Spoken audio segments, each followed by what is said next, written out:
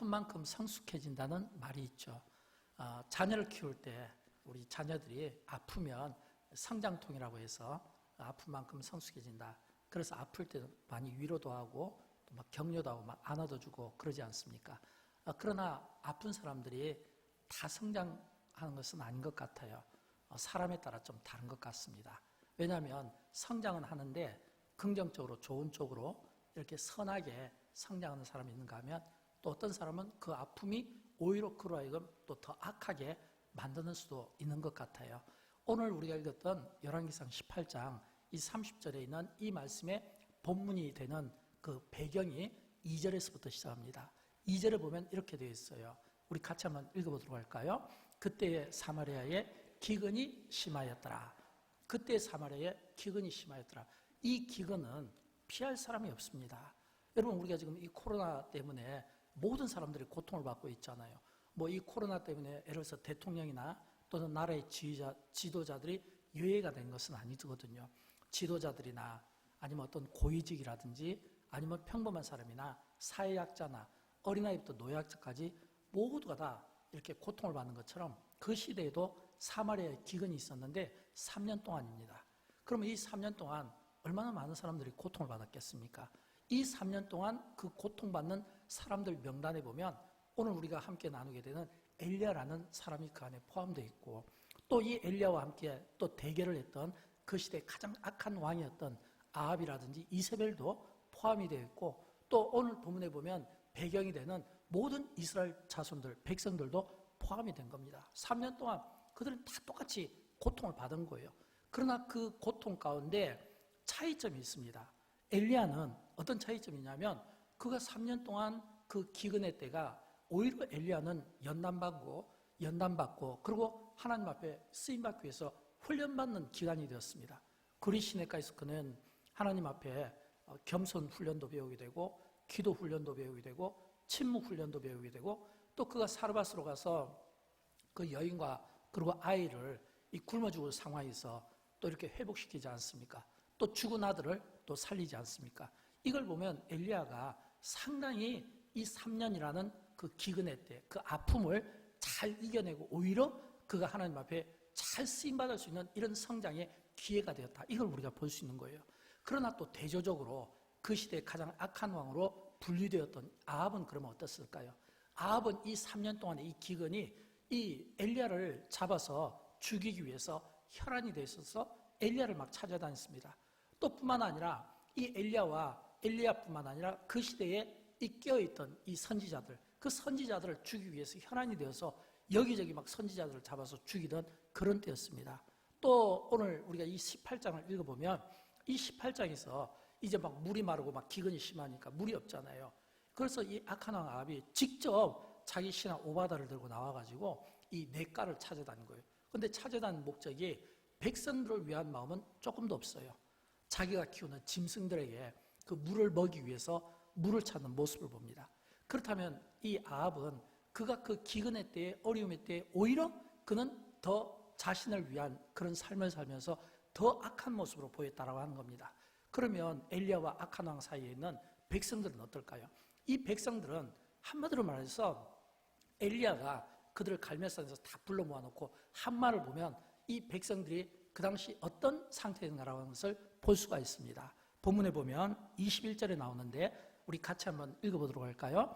너희가 어느 때까지 둘 사이에서 머뭇하려느냐? 여호와가 만일 하나님이면 그를 따르고 바알이 만일 하나님이면 그를 따를지니라 하니 백성이 말 한마디도 대답하지 아니하는지라. 여기서 앞부분에 보면 너희가 어느 때까지 둘 사이에서 머뭇하려느냐? 지금 엘리야에게 하나님은 어떤 분입니까? 살아계신 분이잖아요. 능력을 행하시는 분이잖아요. 중요한 것은 이 3년 동안 훈련받으면서 엘리야는 하나님의 살아계심과 그 능력을 경험하고 체험한 겁니다. 뜨거움이 있고 자신감이 있는 거예요. 반면에 악한 왕 아합은 자기를 위해서 살면서 온갖 우상들을 숭배하는데 혈안이 되어 있었습니다. 그런데 백성들은 이도 저도 아닌 양쪽에서 머뭇하면서 뭐 하나를 물어봐도 대답도 하지 못하는 그런 어떤 나약한, 그렇다면 엘리야 입장에서 볼 때는 예를 들어서 기도하고 깨어있는 신자의 입장에서 볼 때는 얼마나 영적으로 답답하겠냐라고 하는 겁니다. 그런 답답한 그 현실 속에서 그 백성들 앞에서 엘리야가 어떤 생각을 하게 되냐면 그 당시에 바알을 섬기고 따르던 450명의 선지자들, 아세라를 섬기고 따르던 400명의 선지자들, 이 악한 왕 아합에게 이야기하는 거예요. 모든 선지자들을 전부 다 갈멜산으로 백성들을 다 보는 앞에서 불러서 한번 대결을 해보자. 지금 그렇게 대결을 제안하는 겁니다. 엘리야가 자기 혼자 850명 선지자들과 한번 대결을 해보자는 겁니다. 여러분, 이것은 상식에 맞지 않는 일이죠. 어떻게 한 사람이 850명을 상대합니까? 85명도 상대할 수가 없습니다. 아무리 싸움을 잘한다 하더라도요, 8명 상대하는 것도요, 결코 쉽지가 않습니다. 그런데 이 엘리야가 이 850명을 지금 상대한다는 거예요. 또 그러면서 또 대결 방법도 엘리야가 지금 이야기하는데, 송아지 한 마리씩 잡아다 놓고 각을 뜨고 제단을 만들어서, 그래서 나는 나의 하나님을 부를 테니까 너희는 너희들의 신을 한번 불러봐라. 그래서 너희가 너희 신들을 불러서 한번 하는 이 불로 이 제단을 태우는 그 신이 참신이다 라고 이렇게 엘리야가 제안을 하면서 이제 싸움을 하자고 합니다. 근데 백성들이 그 모습을 보면서 어떻게 반응하냐면 옳게 여깁니다. 그러니까 이 백성들이 옳게 여기는 이것이 계기가 되어서 850명 우상 숭배자와 엘리야가 갈멜산에서 지금 대결을 벌이는 거예요. 근데 엘리야가 또 제안을 합니다. 어떻게 제안을 하냐면 너희가 먼저 해라. 숫자가 많으니까. 그래서 숫자가 많은 이 850명의 이 우상 숭배자들이 이제 그들의 신을 아침부터 막 낮에까지 부르는 거예요. 근데 아침부터 낮에까지 부르는데 아무 반응이 없어요. 신이. 그러니까 이제 이들이 어떻게 하냐면 마음이 초조해지니까 이제 그 칼과 창으로 자기 몸을 막 자위하는 거예요. 막 자기 몸을 자위하면서 그들이 어떤 방법을 쓰냐면 막 괴성을 지르면서 그들이 막 신을 부르는 거예요. 밤늦게까지. 근데도 아무 반응이 없습니다. 그러니까 엘리야가 조롱하기 시작합니다. 야, 너희 좀 소리 좀 더 높여봐. 너희 신이 주무시는 것 같아. 너희가 지금 나름대로 지금 소리를 높이고 있지만 아직 안 들리는 것 같아. 좀 더 소리를 높여봐. 이거는 여러분 지금 엘리야가 분명히 우상 숭배자들을 가소로 껴이고 조롱한다라고 하는 겁니다. 우리는 그런 엘리야의 태도를 통해서 그가 굉장히 자신감이 넘쳐 있다는 걸 볼 수 있습니다. 왜냐하면 대화의 주도권을 악한 왕 아합 앞에서 당당하게 우리 갈멜산에서 한번 영적인 대결을 한번 해보자. 너희 신이 참신인지 내가 믿는 하나님이 참신인지. 또 그러면서 또 방법도 송아지를 한 마리씩 잡아가지고 각을 떠서 제단을 쌓아서 불로 응답하는 신이 참신이다. 그러면서 백성들을 담아놓고 백성들의 동의까지 얻어내거든요. 이걸 보게 되면 굉장히 엘리야가 자신감에 넘쳐있고, 또 이 엘리야의 자신감이 어디에서 나왔겠습니까? 이 엘리야의 자신감, 이 우상 숭배자들이 하루 내내 아침부터 낮까지 그들의 신을 부르고, 그리고 저녁까지는 몸을 자유하면서 불렀지만 왜 그들의 신이 대답하지 않았겠습니까? 이유는 간단하잖아요. 죽은 신이니까, 가짜니까, 죽은 신이니까, 가짜니까 대답하지 않는 것은 너무 당연하지 않습니까? 이제 엘리야가 그들이 저녁까지 아무 일도 일어나지 않자 이제는 엘리야가 나섭니다. 이번엔 내가 한번 해보겠다. 그러면서 제단을 쌓습니다. 돌들을 가지고 제단을 만들고 밑에는 흙 전부 다 이렇게 퍼내고, 그리고 거기에다 송아지를 각을 떠서 다 이렇게 올려놓고 그가 기도를 하는데 어떤 기도를 들었겠습니까? 이런 기도를 드리지 않았겠습니까? 여호와여 응답하소서, 여호와여 응답하소서. 오늘 이 많은 사람들과 이 우상 숭배, 이 가짜 신을 섬기는 이들 앞에서 하나님의 살아계심을 보여주옵소서. 딱 이 기도를 드리지 않았겠습니까? 그 기도를 드리니까 하늘에서 불이 막 내리기 시작한 거예요. 그래서 열왕기상 18장 38절을 보면 이런 말씀이 나옵니다. 우리 같이 한번 읽어보도록 할까요? 여호와의 불이 내려서 번제물과 나무와 돌과 흙을 태우고 또 도랑의 물을 핥은지라, 이렇게 되어 있거든요.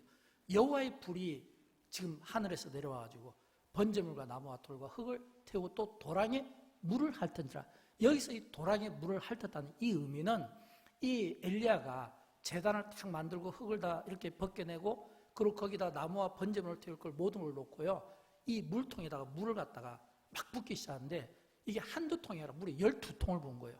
그 흙을 파고 도랑을 만든 그 도랑에 물이 가득 채워질 정도로. 그러면 우리 상식으로는 이게 제단 번제물도 다 탔죠, 나무도 다 물에 젖었죠, 돌 흙까지 다 물에 젖고 도랑에는 물이 가득 있는 겁니다. 근데 이게 하늘에서 불이 내려와서 이걸 다 태웠다 이거예요. 여러분, 이게 상식적으로 가능한가요? 이거는 하나님이 아니고서는 할 수 없는 일입니다. 하나님이 아니고는. 하나님이 아니고는 도저히 할 수 없는 그 상황이 되니까 비로소 21절에서 머뭇머뭇하면서 뭐 하나 물어봐도 대답하지 못하던 이스라엘 백성이 비로소 입을 열어서 이렇게 고백을 하는 거예요. 어떤 고백을 하냐면 열왕기상 18장 39절 말씀인데 같이 읽어봅니다. 모든 백성이 보고 엎드려 말하되 그는 하나님이시로다. 여호와 그는 하나님이시로다. 모든 백성이 보고 엎드려. 여기서 이 모든 백성이 보았다. 이 이야기는 지금 모든 상황을 지켜봤다는 거예요.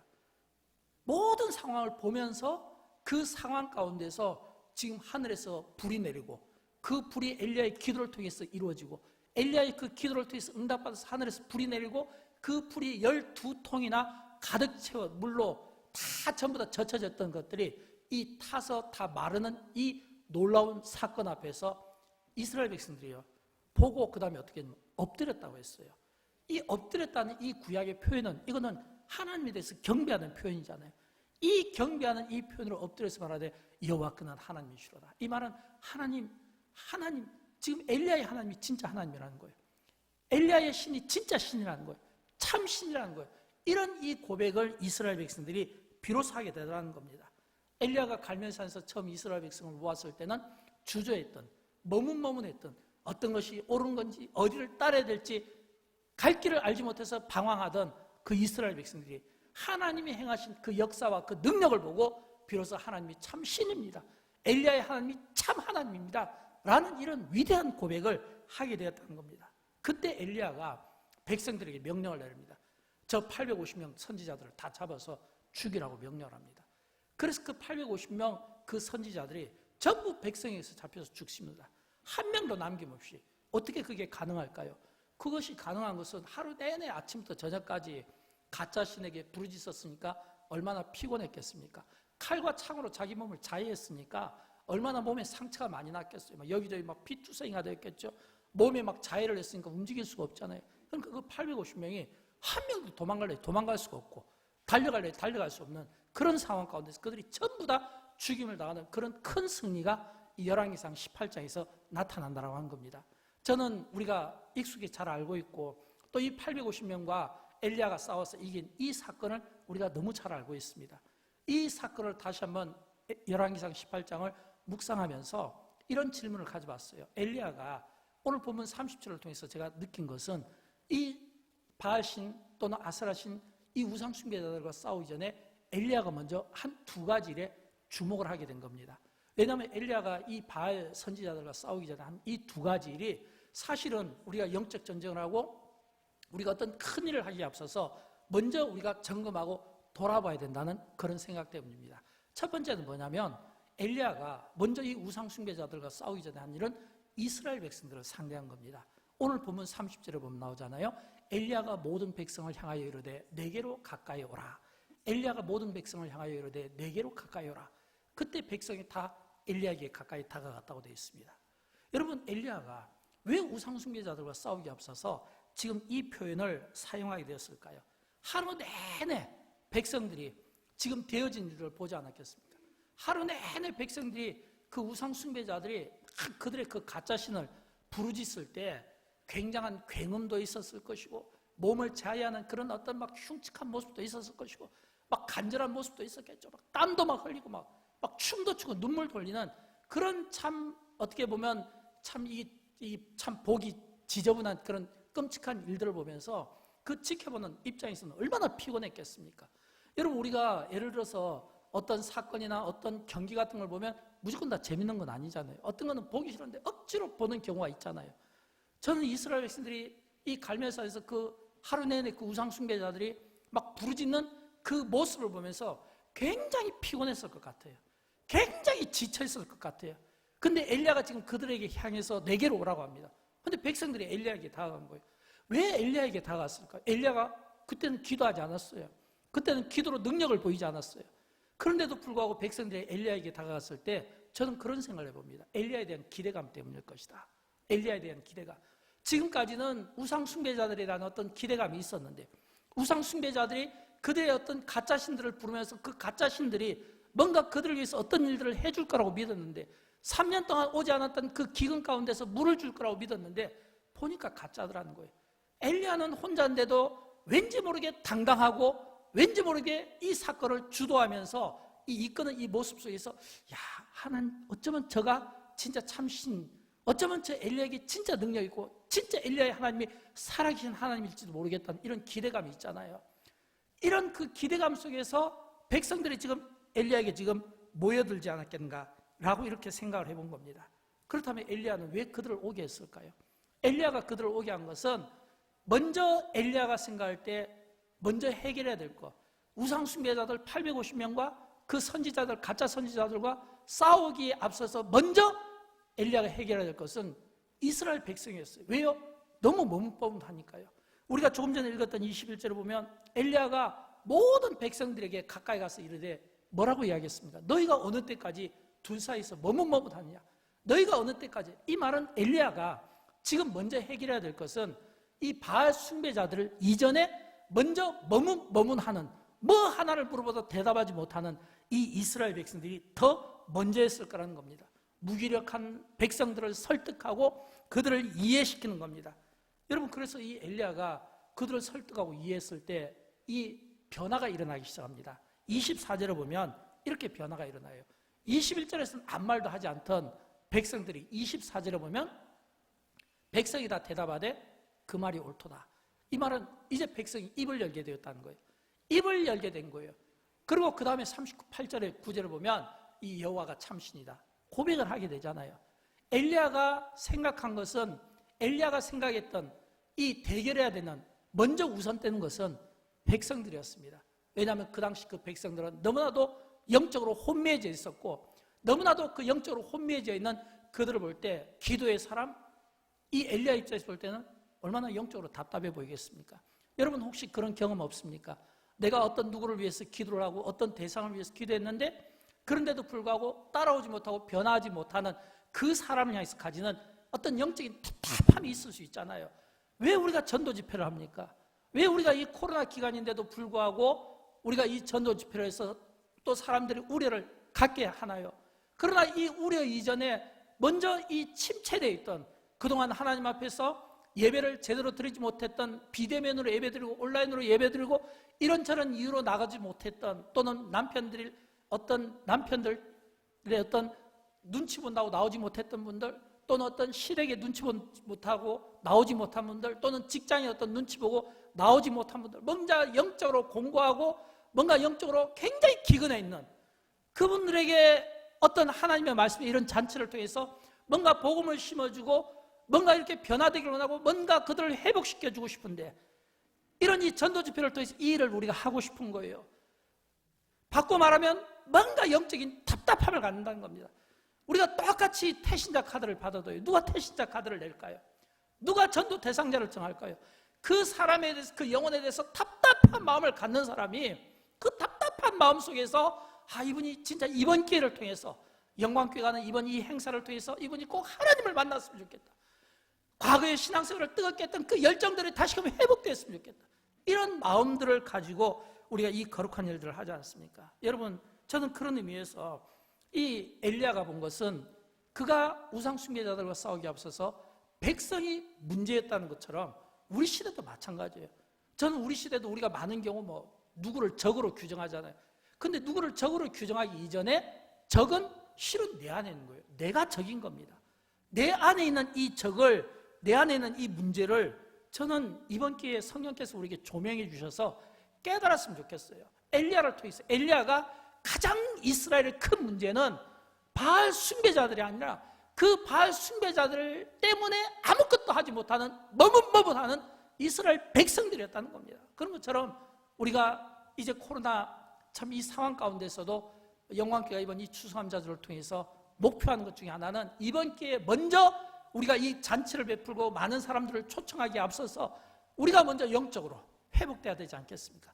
먼저 우리가 영적으로 하나님 앞에 이런 회복의 모습들을 우리가 보여줄 수 있어야 되겠다는 겁니다. 그래서 내 안에 있는 모든 적들을 우리가 물리칠 수 있어야 되는 거예요. 그러기 위해서는 어떻게 할까요? 두 번째, 엘리야가 오늘 본문에서 우리에게 보여주는 건, 첫째는 이 우상 숭배자들과 싸우기 앞서서 이스라엘 백성들을 상대함으로써 그들을 이해하고 설득시키는 것이었다면, 두 번째는 무너진 여호와의 제단을 수축하는 일이었습니다. 오늘 본문 30절 후렴 부분에 보면 엘리야가 무너진 여호와의 제단을 수축하되 이렇게 돼 있잖아요. 무너진 여호와의 제단을 수축하되. 여러분, 이 무너진 여호와의 제단을 수축할 때 이 말의 의미는 뭐겠습니까? 지금 엘리야가 서 있는 바로 그 자리가 과거에는 하나님 앞에 예배를 드리던 자리였다는 거예요. 과거에는 그곳이 하나님 앞에 예배를 드리던 자리였는데 지금은 예배를 드릴 수 없게 되었다는 겁니다. 과거에 하나님 앞에 예배 드리던, 여호와 앞에 제단을 드리던 그 제단이 지금은 드리지 않게 되었다는 거예요. 그럼 이 이야기가 바꿔 이야기하면 과거에 하나님 앞에 예배 드리던 그 자리가 지금은 우상 숭배자들이 오게 되고 그 하나님 앞에 예배 드려야 될 자리에 우상들을 놓게 되고 그 자리에서 우상 숭배자들이 우상을 드리니까 하나님 앞에 예배 드리던 자들이 하나씩 둘씩 떠나가고 멀어지게 되고 하나님 앞에 제단이 이제는 완전히 소멸되고 없어지고 우상 숭배의 장소로 바뀌었는데, 엘리야가 이 우상 숭배자들과 싸우기 앞서서 거기에는 모든 머뭇거리는 이스라엘 백성들과 우상 숭배자들 앞에서 엘리야가 보여준 것은 무너진 여호와의 제단을 수축했다는 겁니다. 이 말은 돌을 하나씩 놓고 제단을 만들고 밑에는 다 흙을 파고 그리고 여호와 앞에 제단을 드리게 한 이런 모든 과정들을 하나하나 만들지 않았겠나라고 하는 겁니다. 하나님의 백성들이 예배를 잃어버리고 사는 것을 엘리야는 하나님 앞에 예배 드리는 것이 먼저 가장 중요한 우선순위인 것, 영적 대결을 앞두고 어떤 큰 일을 앞두고 먼저 이 예배 회복이 중요하다는 것을 우리에게 보여주고 싶었다고 하는 것입니다. 여러분, 왜 여호와의 제단이 중요할까요? 여호와의 제단은 하나님의 백성들이 하나님을 만나는 자리이기 때문입니다. 여호와의 제단은 거기서 하나님의 백성들이 하나님과 교제하는 자리이기 때문입니다. 우리의 죄를 회개하고 용서받는 자리가 되고 또 우리가 낙심되고 또 우리가 시리에 빠졌을 때 또 우리가 용기를 얻고 격려받는 자리가 되고 우리가 아플 때 치유받는 자리가 되는 겁니다. 이게 여호와의 제단입니다. 하나님께서 예배를 통해서 우리에게 만나주시는 영광스러운 자리라는 거예요. 저는 그런 것처럼 오늘 우리 안에 우리의 내면을 우리가 좀 점검했으면 좋겠어요. 나의 내면이 무엇으로 가득 차 있는가? 우리가 하나님 앞에 예배를 드리고 있지만 그럼에도 불구하고 나의 내면이 무엇으로 채워져 있는가? 혹시라도 세속적인 것으로, 세상 것으로, 세상이 주는 어떤 가치로 만약 가득 채워져 있다면 아직은 우리가 하나님 앞에 온전한 예배를 드릴 수가 없다는 겁니다. 저는 그런 의미에서 우리 안에 있는 이 내면들을 성령께서 좀 말씀을 통해서 우리의 조명을 했으면 좋겠고, 그래서 우리 안에 이 엘리야의 고백처럼 엘리야에게 하나님은 살아계신 분입니다. 엘리야에게 하나님은 능력의 원천입니다. 엘리야에게 하나님은 힘입니다. 엘리야에게 하나님은 기도하면 응답하시는 분이에요. 그런 하나님으로 가득 찬 이런 내면의 상태가 바뀔 때 비로소 우리는 오고 오는 모든 세대 속에서 우리가 당당하게 우리가 엘리야와 같은 이런 자신감을 가지고 믿음 생활에서 승리하게 될 줄로 믿습니다. 사랑하는 여러분, 이제 영광교회가 2주 후면 추수감사주일을 준비합니다.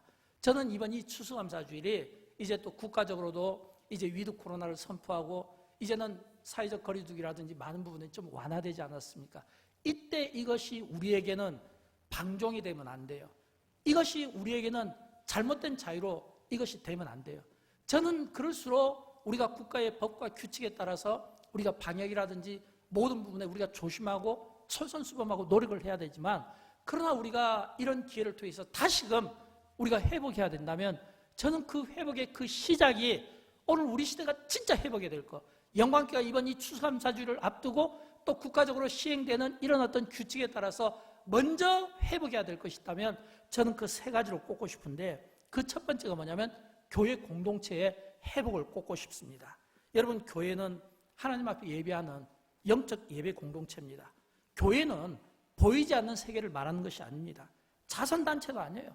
교회는 구제하고 선행을 많이 해야 되지만, 그러나 그것이 교회가 존재하는 목적이 되면 안 됩니다. 본질이 되면 안 돼요. 교회의 본질은 하나님의 자녀들이 영적인 공동체를 이루어서 하나님 앞에 영으로 예배하고 찬양하는 것을 기뻐하는 것입니다. 하나님 앞에서 하나님 앞에 영으로 예배하고 찬양하는 이런 영적인 기류를 통해서 교회가 완전히 이런 회복되는 이런 모습들을 보여주는 것이 중요합니다. 저는 영광교회 안에서 이런 일들이 많이 일어나면 좋겠어요. 만약 여러분 교회가 이 공동체가 회복이 안 되면 어떻게 될까요? 교회 공동체가 회복이 안 되면 냄새 나는 일들이 많이 생기게 되는 겁니다. 냄새 나는 일들이 많이 생기면 제일 먼저 찾아오는 것은 이단 손님들이에요. 여러분 왜 이단이 출현할까요? 이단이 출현하는 것은 간단해요. 우리 안에 구원의 확신이 없다든지, 아니면 교회 안에서 뭔가 체험과 만족이 되지 못한다든지, 아니면 뭔가 불만스러운 일들이 있을 때 이것들을 다 묶으면 이게 영적으로 혼미한 상태잖아요. 영적으로 혼미한 상태의 이단 손님들이 찾아오게 되면 그 혼미함 속에서 우리가 유혹받고 넘어지는 경우들이 많아요. 반대로 이단 손님들이 와도 우리가 영적으로 충만해 있으면 절대로 우리를 건드리질 못해요. 우리가 영적으로 충만해져 있으면 오히려 그 충만함을 통해서 교회 공동체가 더 건강하게 세워지는 겁니다. 저는 추수감사주일 이제 우리가 참 많은 외부인들을 모시고 우리가 참 2년 만에 다시금 갖는 이런 참 귀한 행사인데, 이 행사에 앞서서 영광교회가 교회 공동체가 완전히 회복되었다는 이런 모습을 보여줘야 되지 않겠습니까? 11월 첫 주부터 이제 교회가 막 살아나기 시작하는 것을 막 보게 됩니다. 요즘 우리가 구역 예배를 드리잖아요. 이제 구역 기도 모임을 갖거든요. 이제 구역 기도 모임이 이제 갔는데 교회에서 보니까 1층에서도 본당에서도 또는 식당에서도 이제 구역 모임들이 막 이루어지고 있고, 또 교회 학교도 마찬가지예요. 또 교회 학교도 보니까 이제 막 예를 들어서 주일학교, 중고등부 이런 유치부 교회 학교에서도 교사들이 활발하게 움직이고 있어요. 이건 저는 정말 좋은 징조라고 생각합니다. 뭔가 이렇게 아이들을 맞을 준비, 아이들을 위해서 선보이고 뭔가 이렇게 자발적으로 이렇게 스스로 모여서 함께 격려하고 세워주는 이런 건강한 교회 공동체, 이런 건강한 교회 공동체를 꿈꾸고 우리가 이 시대에 회복해야 될 것, 영광교회가 이 추수감사절을 계기로 해서 회복해야 될 것은 무엇보다 교회 공동체 회복입니다. 이를 위해서 함께 노력해 주시기를 진심으로 당부합니다. 두 번째는요, 교회 공동체와 함께 교회 학교의 회복이 중요합니다. 여러분, 영광교회 2030 비전은 교회 학교잖아요. 제가 교회 수첩을 한 번씩 볼 때마다 마음의 아픔을 느낍니다. 왜냐하면 교회 수첩을 보면 1구역부터 49역까지 많은 성도들의 이름이 있고 가족들이 있거든요. 그런데 여러분 아십니까? 우리 교회 성도들 못지않게 자녀들이 많다는 거예요. 교회 수첩에 보면 굉장히 자녀들이 많아요.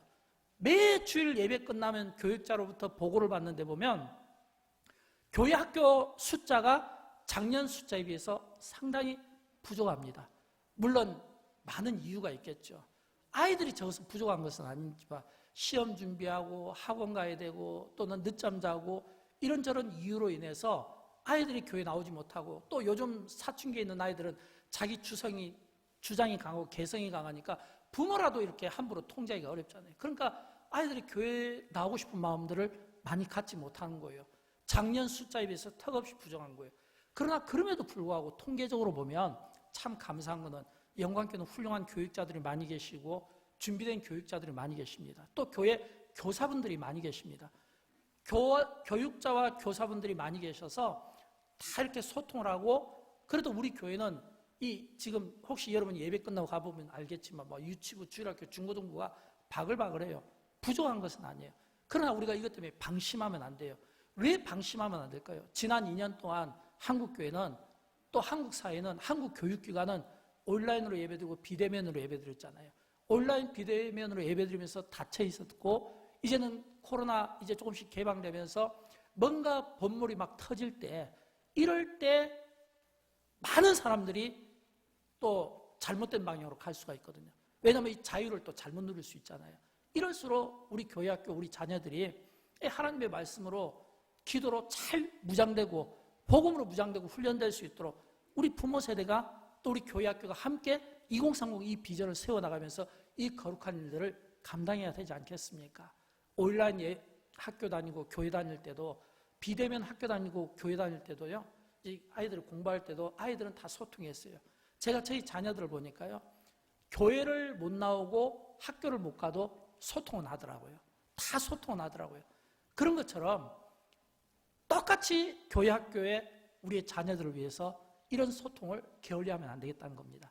여러분, 구약 성경에 보면 하나님은 사막에 길을 내시는 분이잖아요. 사막에 강을 내시는 분이잖아요. 사막에 길을 내고 강을 내시는 분이 예를 들어서 코로나 같은 것 때문에 영향을 받겠습니까? 아니잖아요. 하나님께는 능치 못할 일 없는 거예요. 우리가 문만 두드리면 언제든지 열어줄 준비가 되어 있는 겁니다. 저는 그런 의미에서 교회 공동체 회복과 함께 교회 학교의 회복을 통해서 우리의 자녀들이 잘 어렸을 때부터 하나님의 말씀으로 자랄 수 있도록 함께 힘써 주시기를 주님의 이름으로 당부드립니다. 마지막으로 세 번째, 가정의 회복입니다. 여러분, 가정은 하나님께서 에덴 동산에서 가정과 함께 이 교회에 대한 기대감을 가지셨습니다. 어떤 의미로 보면 하나님의 가장 큰 기대가 가정과 교회에 있습니다. 그래서 가장 사단마귀가 공격을 많이 하는 것이 가정과 교회인 것 같습니다. 그래서 교회가 주로 많이 흔들리고 또 가정이 많이 흔들리고 해체되고, 이게 뭐냐면 전부 다 하나님의 기대가 모아지니까 당연히 사단도 바쁠 수밖에 없다고 하는 겁니다. 그래서 사람들은 이야기합니다. 부부간의 문제, 부모자의 문제, 성격의 문제. 그러나 제가 볼 때는 그게 아니에요. 과거 우리 부모님 세대를 보면 오늘 가정의 가장 큰 위기는 물론 뭐 부부간의 갈등도 있을 수 있고 부모 자녀 문제도 있을 수 있지만 이미 예견된 일이에요. 왜냐하면 오래전부터 한국교회가 지켰던 아름다운 가정예배의 전통이 없어졌거든요. 가정예배 재단이, 물론 지금도 신실한 그리스도인들이 가정예배, 가정재단을 드리고 있지만 많이 지금은 없어지고, 과거에 어렸을 때는 항상 집에 가면 오늘 또 이렇게 피곤한데 그래도 오늘 또 가정예배를 드려야 되잖아. 우리 아빠 엄마가 그냥 지나갈 리가 없거든요. 그러니까 어떤 의미는 막 너무 힘들고 피곤할 때는 막 예배 드리기 싫어서 막 일부러 막 늦게 가려고 했던 그런 막 꾀를 냈던 때도 있었던 것 같아요. 그만큼 그때는 가정예배가 있었고, 그런 그 가정재단이 언제부터인가 사라지게 되었다는 겁니다. 여러분, 엘리야의 이야기를 공부를 많이 하신 분들, 열왕기상 17장과 18장을 읽어보신 분들은 아시겠지만 이 열왕기상 18장 그리고 열왕기상 17장을 읽다 보면 계속해서 엘리야가 이야기가 주인공으로 나오고, 그러면서 그 악한 왕 아합과 대결 구도가 나옵니다. 근데 그 사이에서 또 한 인물을 우리에게 등장시킵니다. 누구냐면 오바다예요. 계속해서 엘리야 이야기를 나오거든요. 근데 엘리야 이야기를 나오는데 이 엘리야가 이 우상 숭배자들과 싸우기 앞서서 왜 오바다의 이 이야기를 이 엘리야의 이야기 속에서 넣었을까? 왜 넣었을까? 그런 생각을 해봤어요. 왜냐하면 이 오바다는 그 시대 가장 악한 왕 밑에서 신실한 종이었거든요. 근데 이 오바다는 그 악한 시대의 악한 위기의 때에 악한 왕 밑에 있었던 굉장히 경건한 사람이었어요.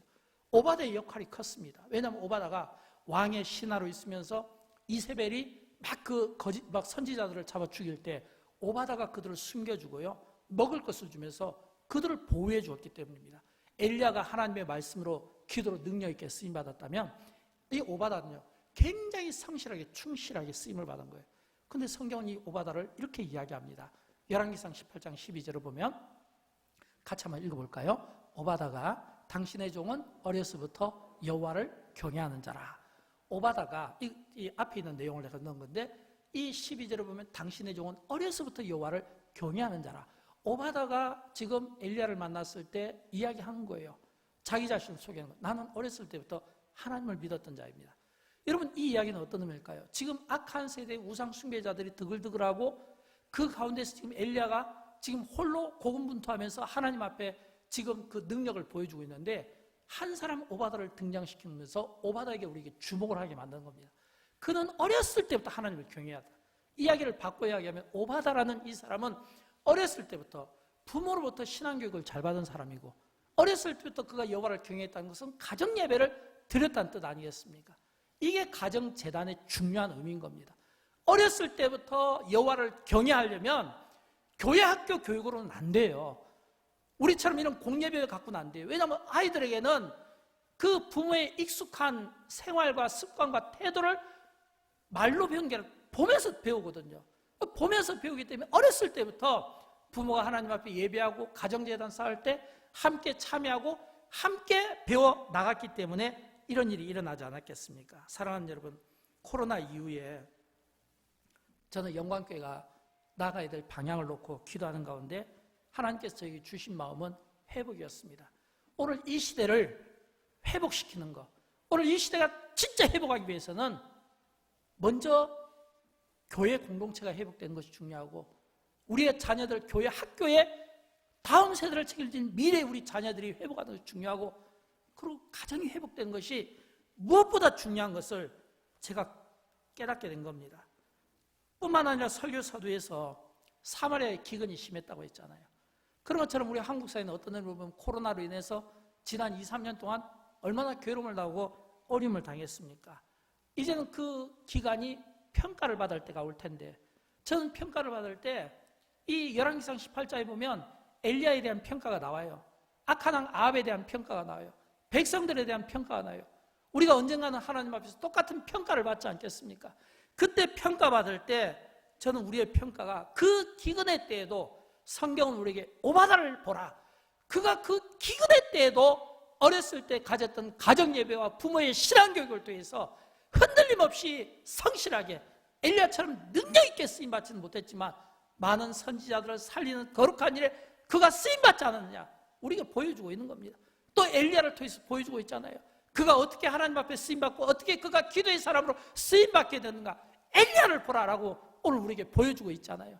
저는 그런 것처럼 이 코로나 기간이 지나면 똑같이 평가를 받을 때 오늘 우리에게 엘리야와 같은 그런 평가가 있었으면 좋겠고, 오바다와 같은 이런 평가가 우리에게 있었으면 좋겠습니다. 사랑하는 여러분, 세상을 바꾸는 것은 정치가 아닙니다. 정치인들은 툭하면 그들이 세상을 바꾼다고 이야기하지만 지금까지 정치가 세상을 바꾼 적이 없어요. 세상을 바꾸는 것은 준비된 지도자 한 사람이 바로 서고 교회 하나가 바로 서면 교회의 영적 영향력이 지역의 영적인 지형을 넓히게 되고, 교회가 건강하면 그 교회를 통해서 교회가 이 땅의 미래를 결정하게 되는 겁니다. 저는 세상을 바꾸기 위해서는 무엇보다 영광교회 좋은 지도자들이 많이 나왔으면 좋겠어요. 건강한 교회가 많이 나왔으면 좋겠어요. 교회가 가진 건강한 영향력을 펼쳤으면 좋겠어요. 그래서 이 지역과 민족과 세계를 살리는 거룩한 일에 쓰임받았으면 좋겠습니다. 앞에서 본질에 대해서 이야기했잖아요. 여러분, 무엇이 본질입니까? 진짜 본질은 영광교회가 갖게 된 추수감사절 이 3대 프로젝트처럼 어려운 선교사들의 사역을 돕고 어려운 이웃들을 돕고 영혼구원에 힘쓰는 것이, 이게 교회의 본질인 거예요. 이런 이 본질의 이 힘은 어디에서 나옵니까? 예배의 힘에서 나온다는 겁니다. 저는 우리가 하나님 앞에 예배 드릴 때마다 이 예배가 그냥 밀물처럼 오셨다가 썰물처럼 가시는 그런 예배가 아니라, 예배 때마다 이스라엘 백성들이 엘리야에게 모일 때 기대감이 있었을 거라고 하는 것처럼 저는 우리가 교회 올 때마다 기대감이 있었으면 좋겠어요. 나갈 때마다 하나님이 주시는 그 말씀의 힘을 붙잡고 기대 속에서 세상에서 빛처럼 소금처럼 살았으면 좋겠습니다. 여러분, 엘리야의 믿음의 기도가 얼마나 큰 줄 압니까? 엘리야의 믿음의 기도가요, 열왕기상 18장 37절부터 39절을 보면 그의 그 믿음의 기도가 얼마나 크게 역사한지 볼 수 있습니다. 우리 같이 한번 읽어보도록 할까요? 여호와여, 내게 응답하소서, 내게 응답하옵소서. 이에 여호와의 불이 내려서 번제물과 나무와 돌과 흙을 태우고 또 도랑에 물을 핥은지라. 모든 백성이 보고 엎드려 말하되 여호와 그는 하나님이시로다. 여호와 그는 하나님이시로다. 아멘. 엘리야의 능력의 원천은 하나님께 있었습니다. 그의 능력은 기도의 힘이었습니다.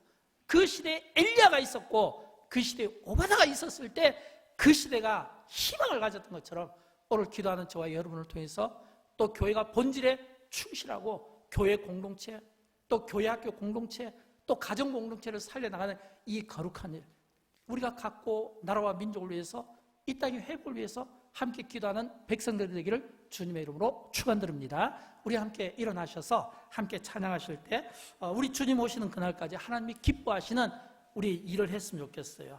저는 이 회복하소서 이 찬양에 나오는 이 가사가 오늘 우리 시대를 살리고 민족을 살리고 이 땅을 회복하는 일에 거룩하게 쓰임받기를 바랍니다.